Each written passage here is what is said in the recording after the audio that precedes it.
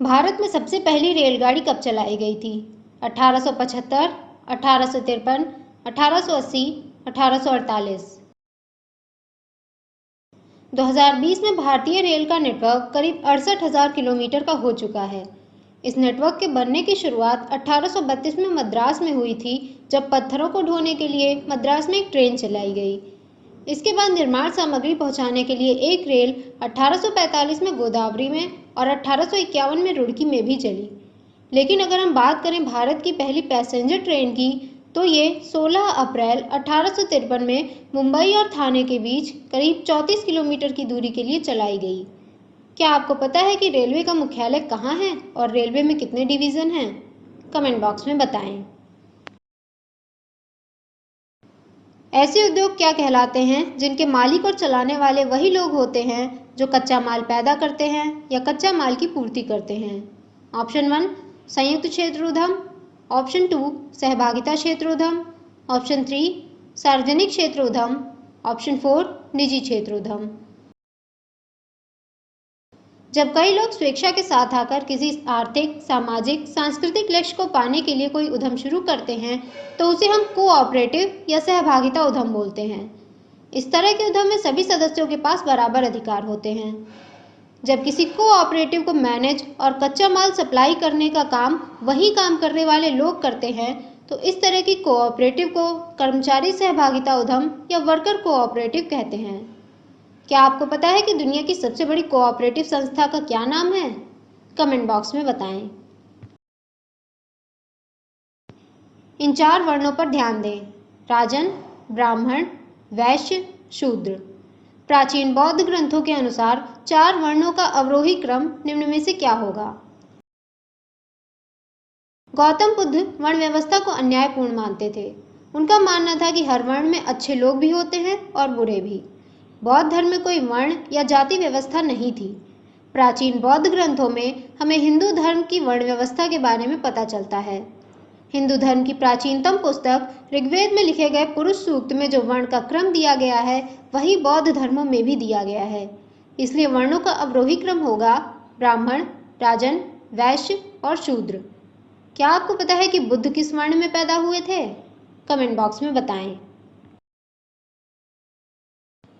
27 फरवरी को विश्व भर में निम्न में से कौन सा दिवस मनाया जाता है?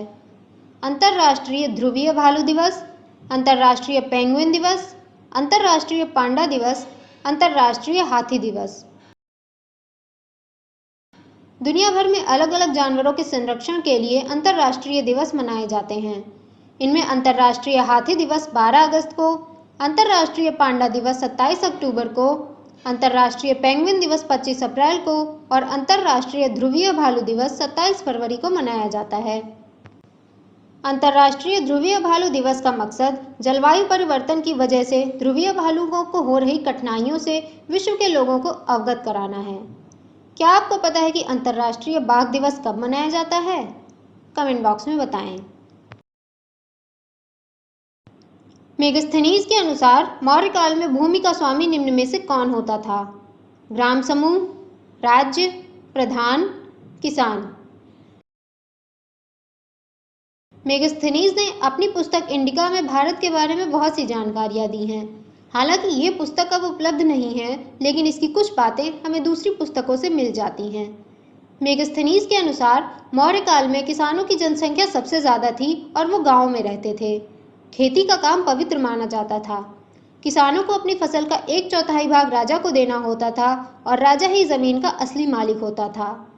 क्या आपको पता है कि मनुस्मृति और कौटिल्य की अर्थशास्त्र में किसानों पर कितना टैक्स लगाने की बात की गई है?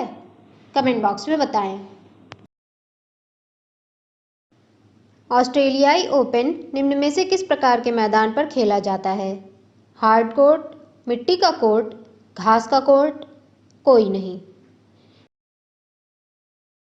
टेनिस मुख्य रूप से 4 तरह के मैदानों में खेला जाता है: grass court, clay court, hard court और आर्टिफिशियल ग्रास कोर्ट। इन सभी तरह के मैदानों की अलग अलग विशेषताएं होती हैं। किसी में गेंद ज़्यादा उछलती है तो किसी में कम, किसी में गेंद ज़्यादा दूर तक जाती है तो किसी में कम दूर। ऑस्ट्रेलियन ओपन हर साल जनवरी के महीने में ऑस्ट्रेलिया के मेलबर्न शहर में होता है। ये पहले घास के मैदान पर हुआ करता था, लेकिन फिलहाल कई सालों से ये हार्ड कोर्ट पर खेला जा रहा है। क्या आपको पता है कि हर साल होने वाले टेनिस के 4 प्रमुख टूर्नामेंट के क्या नाम हैं? कमेंट बॉक्स में बताएं। परमाणु ईंधन के रूप में निम्न में से किसका उपयोग नहीं किया जाता है?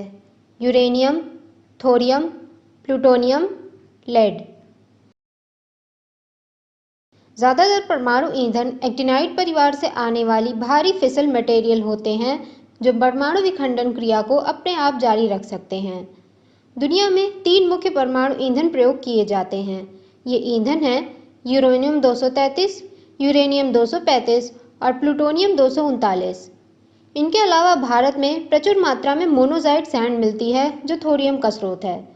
इसका उपयोग करने के लिए भारत थोरियम के परमाणु रिएक्टर पर भी काम कर रहा है। प्रश्न में दिए गए विकल्पों में से लेड का किसी भी परमाणु ईंधन के रूप में प्रयोग नहीं होता है। क्या आपको पता है कि मोनोज़ाइट सैंड भारत के किस राज्य में सबसे ज़्यादा मिलती है? कमेंट बॉक्स में बताएं। निम्न में से किस राजाज्ञा में अशोक ने बौद्ध मत को अपनाने के विषय में विवरण दिया है? सारनाथ, मस्की, लुम्बिनी, भाबरू।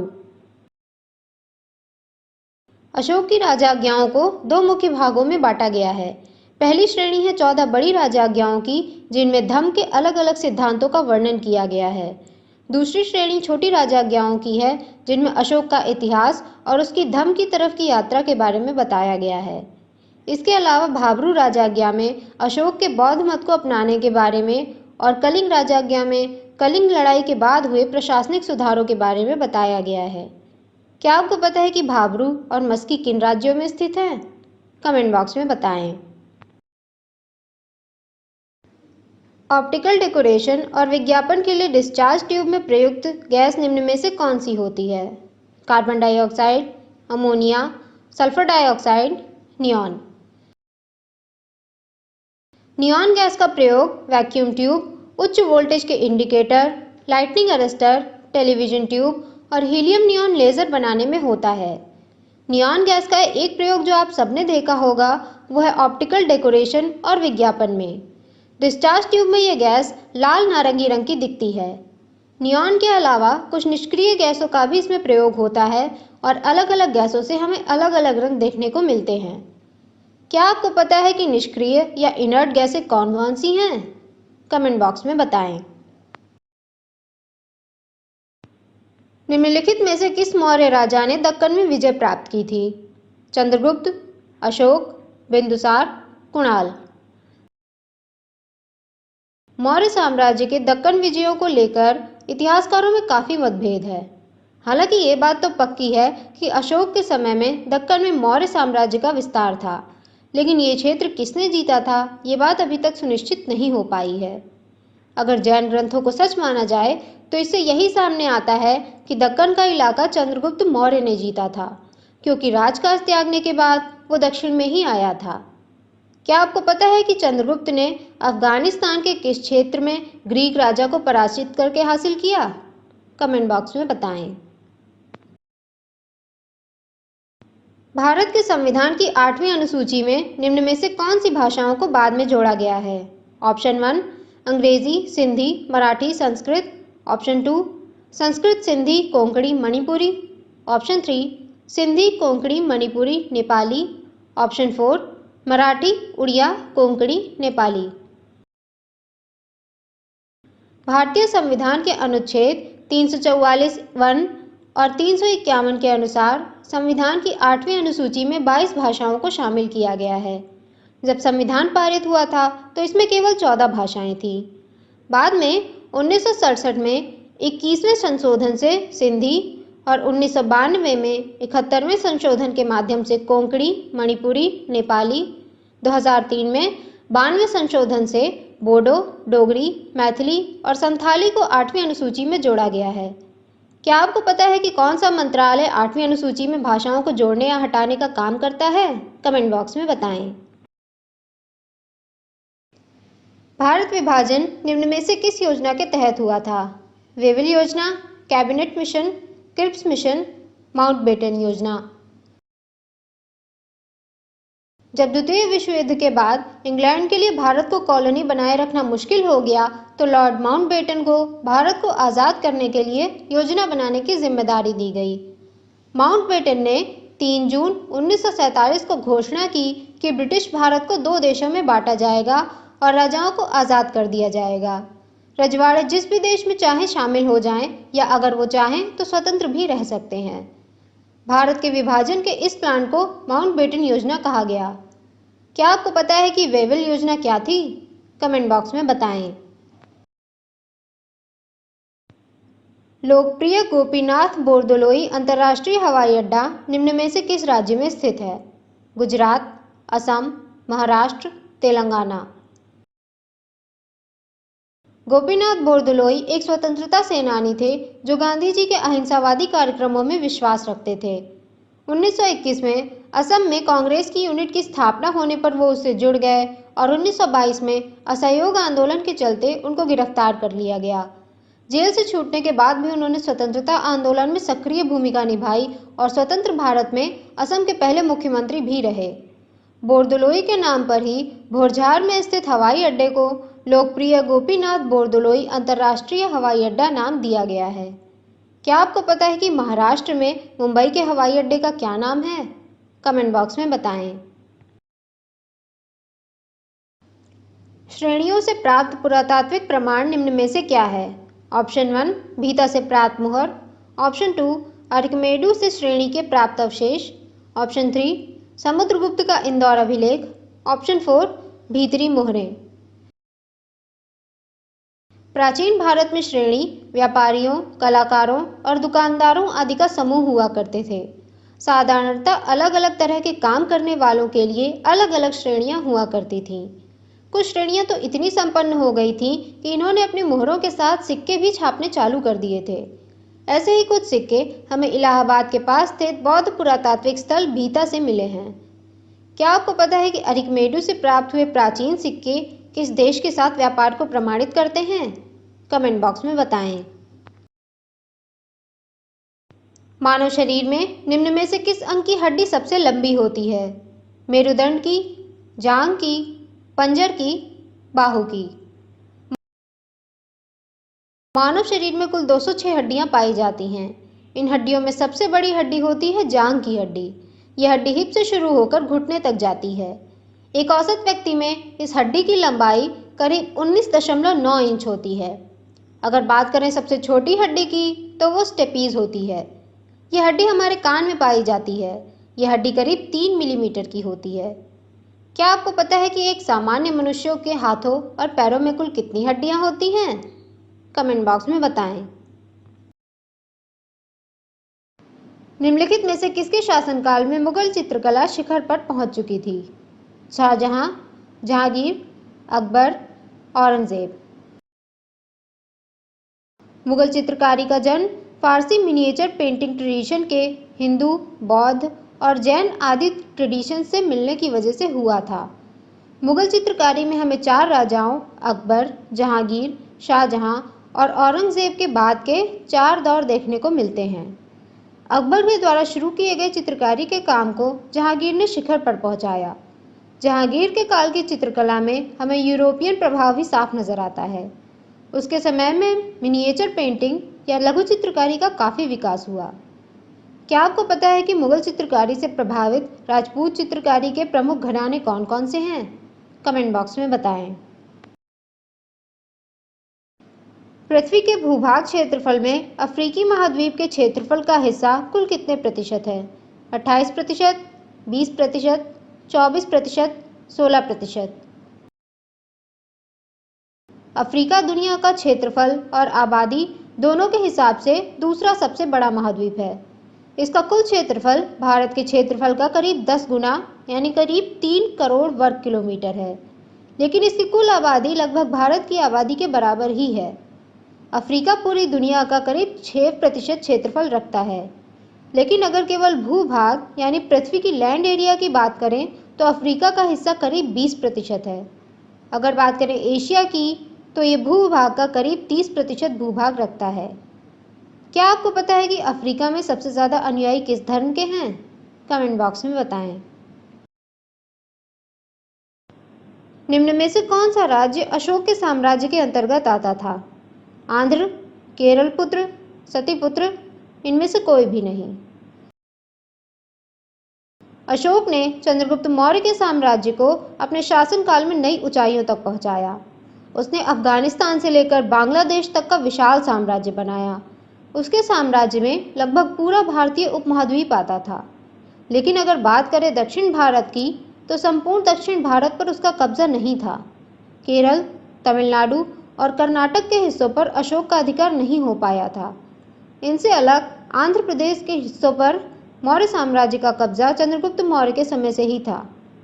क्या आपको पता है कि तमिलकम में केरलपुत्र साम्राज्य के अलावा और कौन-कौन से साम्राज्य आते हैं?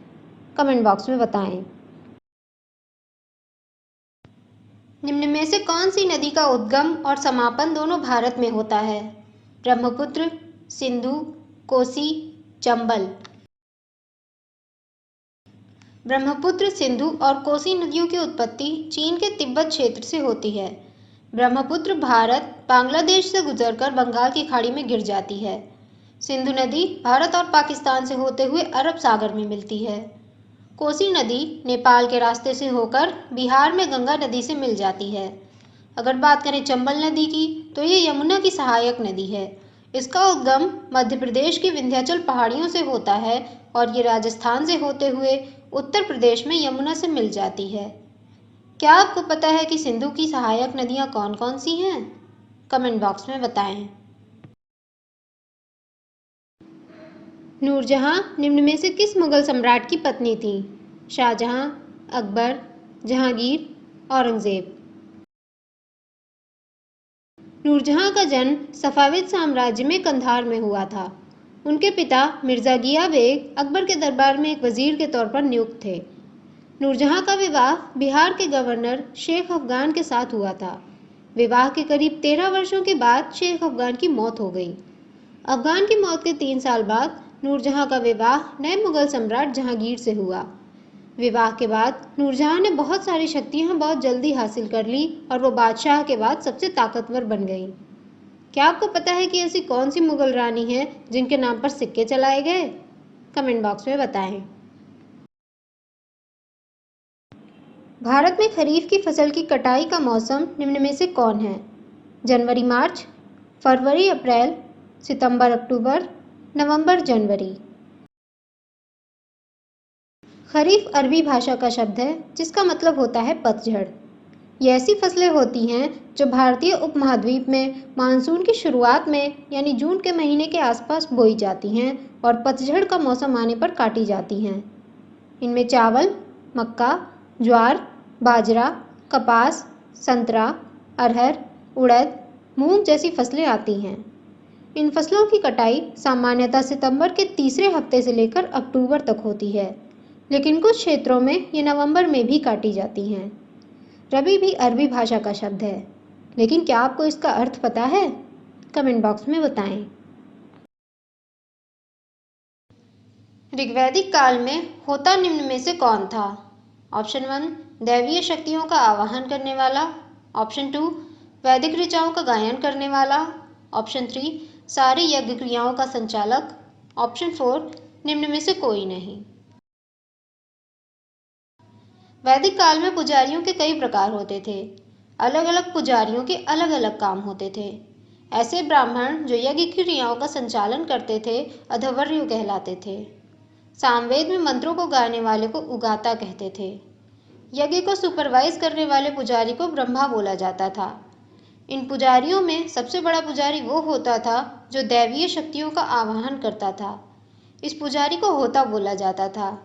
ये 4 पुजारी 4 वेदों को रिप्रेजेंट करते थे। क्या आपको पता है कि वैदिक काल में यज्ञ होने के बाद लगाए जाने वाले स्तंभ को क्या बोलते थे? कमेंट बॉक्स में बताएं। चेन्नई निम्न में से किस नदी के किनारे स्थित है? अडयार नदी, अलकनंदा नदी, चंबल नदी, ब्राह्मणी नदी। चेन्नई बंगाल की खाड़ी के कोरोमंडल तट पर स्थित देश का छठा सबसे बड़ा शहर है। इसे भारत का हेल्थ कैपिटल भी कहा जाता है। चेन्नई अडयार नदी के किनारे पर स्थित है। ये नदी चेन्नई के दक्षिण से होकर बहती है। ये नदी तमिलनाडु के कांचीपुरम जिले से निकलती है और 42 किलोमीटर की छोटी यात्रा के बाद ही बंगाल की खाड़ी में मिल जाती है। इस नदी के अलावा कूवम और कोरतालेयर नदी भी चेन्नई में बहती है। क्या आपको पता है कि उस झील का नाम क्या है जिसे राजेंद्र चोल ने बनवाया था और जिससे अडयार नदी निकलती है? कमेंट बॉक्स में बताएं। ब्राह्मण ग्रंथों में निम्न में से किस प्रकार के विवाह को स्वीकृति नहीं दी गई है? देव, आर्ष, ब्रह्म, गंधर्व। ब्राह्मण ग्रंथों सहित हिंदू धर्म से जुड़े अनेक ग्रंथों में हमें 8 तरह की शादियों के बारे में पता चलता है। ये शादियां हैं ब्रह्म, देव, आर्ष, प्रजापत, असुर, गंधर्व और पिशाच। इन 8 विवाहों को 2 समूहों में बांटा गया है। पहला समूह है स्वीकृत शादियों का। इसमें ब्रह्म, देव, आर्ष और प्रजापत आते हैं। इन चारों शादियों में कन्यादान किया जाता है और चूंकि धर्म के अनुसार दान लेना ब्राह्मणों का कर्तव्य है, इसलिए ये चारों शादियां स्वीकृत हैं। क्या आपको पता है कि पिशाच विवाह क्या होता है? कमेंट बॉक्स में बताएं। कोटा निम्न में से किस नदी के किनारे स्थित है? ब्राह्मणी नदी, चंबल नदी, अलकनंदा नदी, कोई नहीं। इंजीनियरिंग और मेडिकल की परीक्षाओं की तैयारी करवाने वाले कोचिंग संस्थानों के लिए मशहूर कोटा शहर को भारत का कोचिंग कैपिटल भी बोला जाता है। कोटा शहर मध्य प्रदेश के विंध्याचल पर्वतों से निकलने वाली चंबल नदी के तट पर बसा हुआ है। डाकुओं के लिए प्रसिद्ध इस नदी का उल्लेख हमें प्राचीन पुस्तकों में भी मिलता है। चंबल नदी की सहायक नदी बनास है जो अरावली पहाड़ियों से निकलती है। चंबल को प्रदूषण मुक्त नदी माना जाता है और इसके किनारों पर हमें घड़ियाल और मगर देखने को मिलते हैं। क्या आपको पता है चंबल किस नदी की सहायक नदी है? कमेंट बॉक्स में बताएं।